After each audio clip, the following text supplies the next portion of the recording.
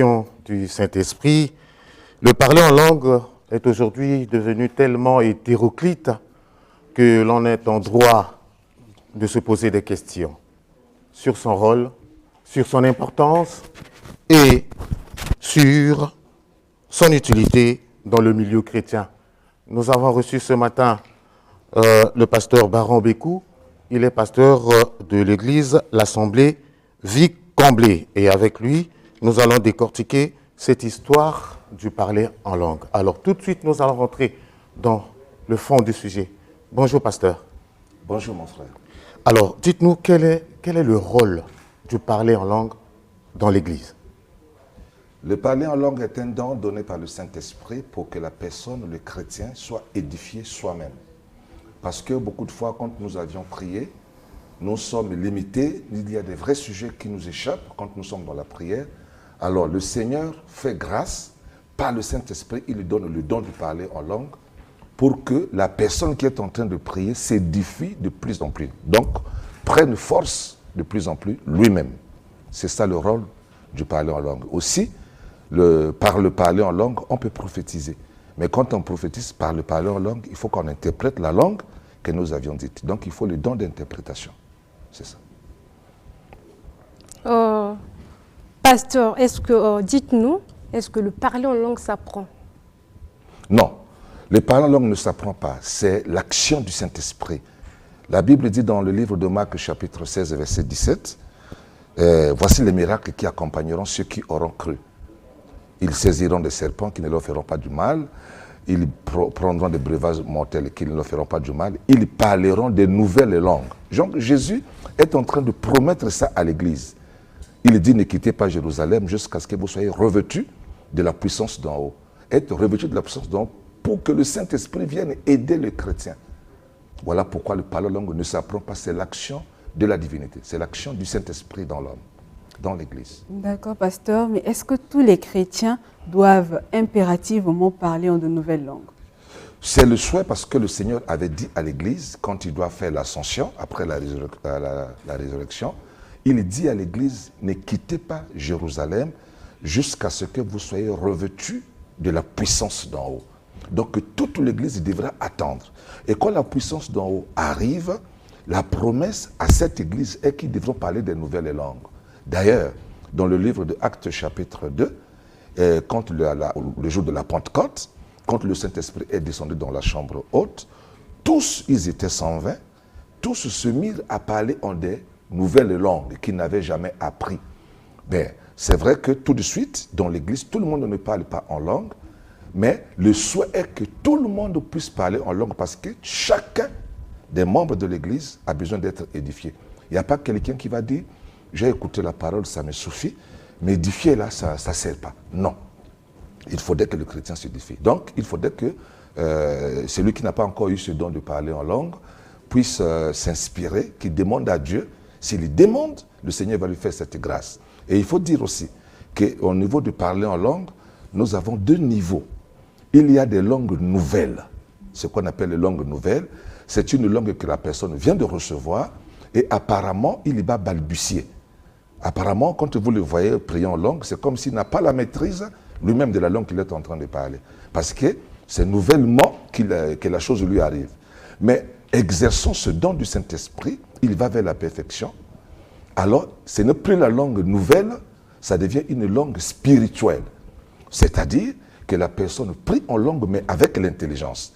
Dans mon cœur, je suis en train de bâtir cette phrase, mais par la bouche, ça sort en langue. Dans mon cœur, je peux la bâtir en une langue que je connais, en français, en lingala, n'importe quelle langue que je maîtrise bien.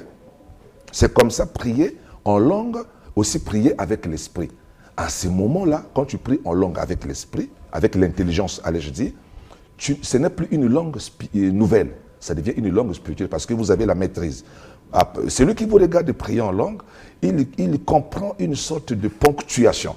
C'est comme il y a une virgule, c'est comme il y a une exclamation, c'est comme il y a une interrogation, c'est comme il y a un point, c'est comme tout ça là. Donc, pasteur, il y a un point que nous devons relever parce que nous assistons de nos jours à une ambiance de carnaval quand on voit ce qui se passe dans les églises. Tout le monde se met à crier, à parler en langue, on ne comprend rien.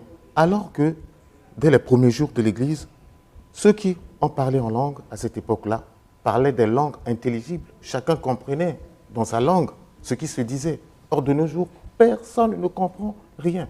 Ce témoignage-là, on ne l'entend plus à l'église. Je ne suis pas chinois, mais je parle chinois. Il y a un chinois qui comprendrait quand même. Mais aujourd'hui, qui comprend quoi? Il y a deux volets. Il y a un premier volet, c'est il y a la langue de l'esprit, donnée par le Saint-Esprit. C'est un don du Saint-Esprit, mais il y a aussi la contrefaçon. Il y a aussi ce qui est faux, la fausse langue. Ah. Le diable peut se mettre à parler en langue, ce n'est pas le Saint-Esprit. Mais ça se passe à l'église. Hein? Et comment différencier cela, pasteur? Le discernement, il y a un don. Le Saint-Esprit a 9 dons. Il y a un don de discernement. C'est comme un don police qui veut dire non, ça c'est faux, ça c'est pas vrai.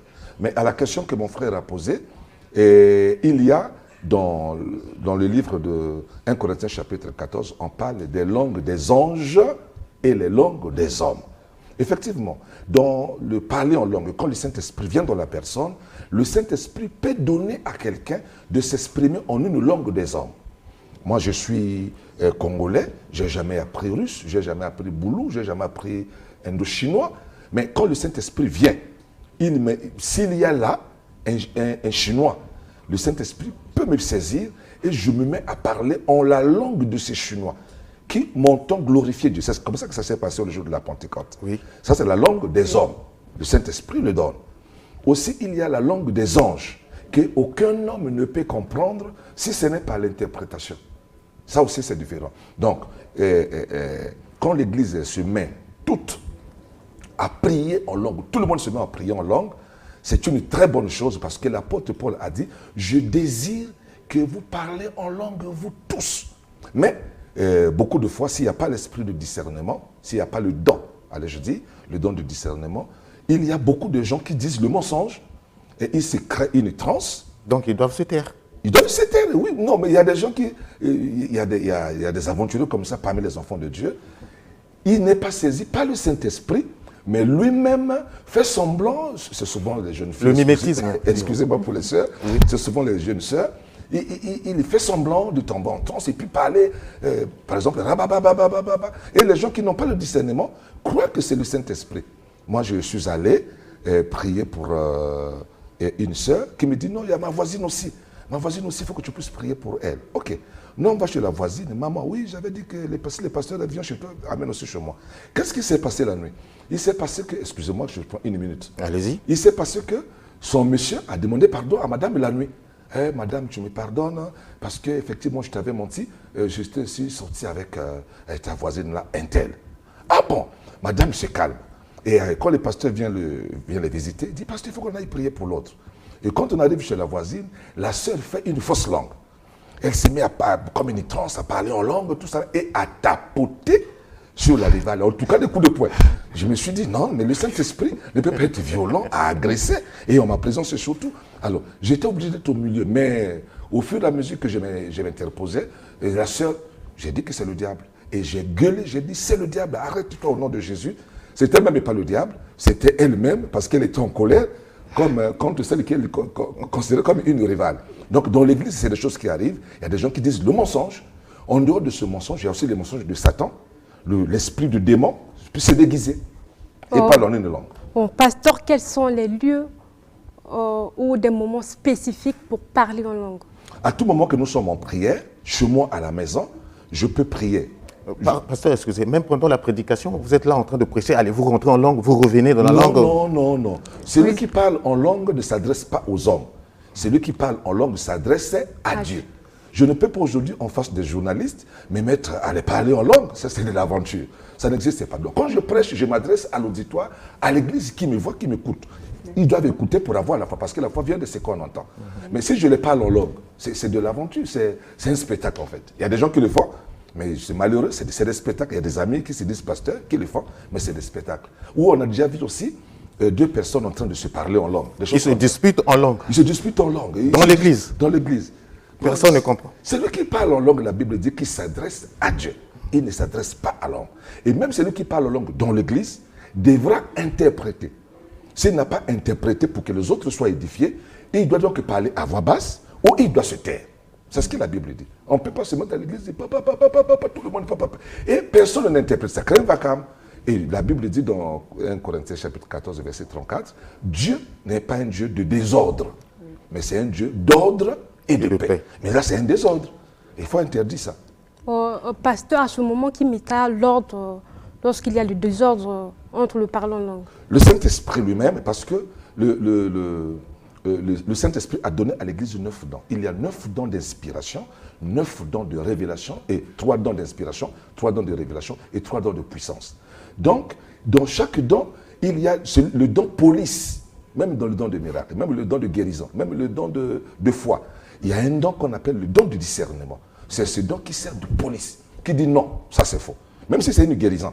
Moi, j'ai vu un miracle à la télé, qu'il me pardonne ce pasteur, en train de dire, bon, ça c'est 1000 francs, non? Oui, ça, non, c'est bon, on va prier que ça va se multiplier comme le pain que j'avais multiplié.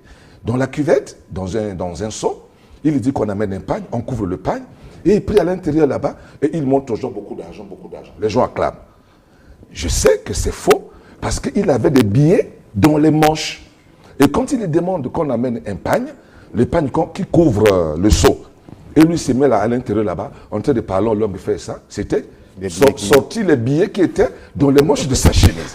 Et ça, le Saint-Esprit dit que ça c'est un faux miracle. Pasteur, on a vraiment beaucoup à se dire sur ce sujet. Nous sommes arrivés au terme de notre entretien. Le pasteur Baran Békou, il est le pasteur de l'Assemblée Vie-Comblé, qui se trouve où, pasteur? Bon, l'Assemblée Vie-Comblé à Brazzaville, il y en a 17 en tout, de Filou jusqu'à Makabanzilo.